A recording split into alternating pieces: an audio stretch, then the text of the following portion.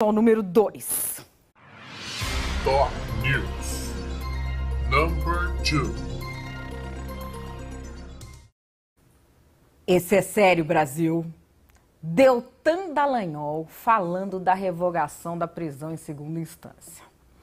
A gente fica falando disso sempre no campo da tese. Mas vamos falar de um caso prático.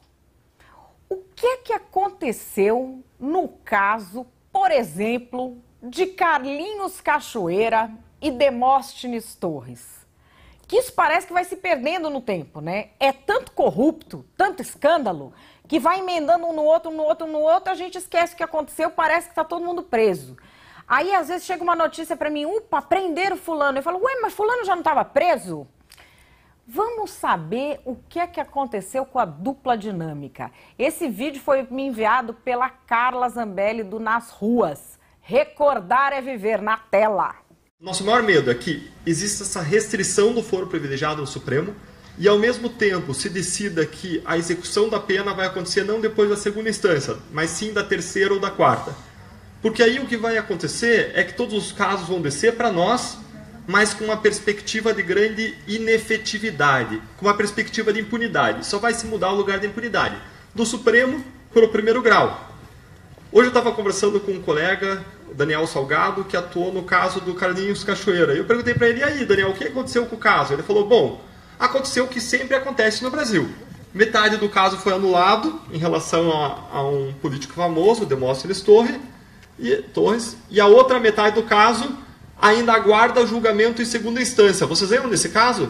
Carlinhos Cachoeira, 2012, 2013, ainda não foi julgado nem em segunda instância. Imaginem se o cumprimento da pena for postergado para a terceira ou para a quarta instância, quando que isso vai acontecer? Se vai acontecer, porque é bem possível que até lá já se acabe o processo por prescrição, pelo cancelamento em razão do decurso do tempo.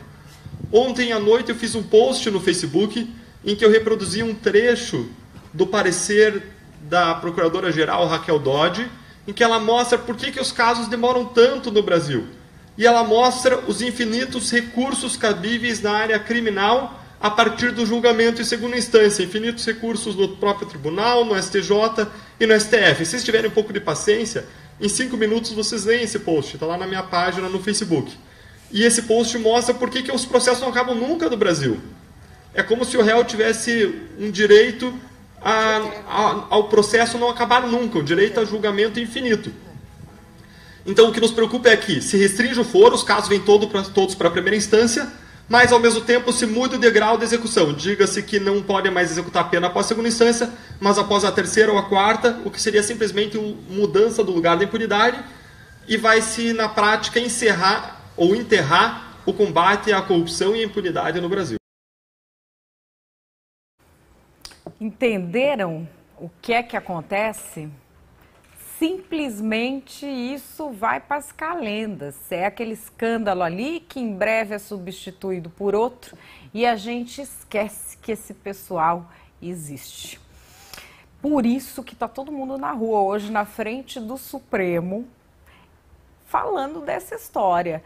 Vocês sabem que nos Estados Unidos o cumprimento da pena começa logo após o julgamento na primeira instância? E que são raríssimos os países do mundo que deixam esse estado de coisas que acontece aqui no Brasil prosseguir?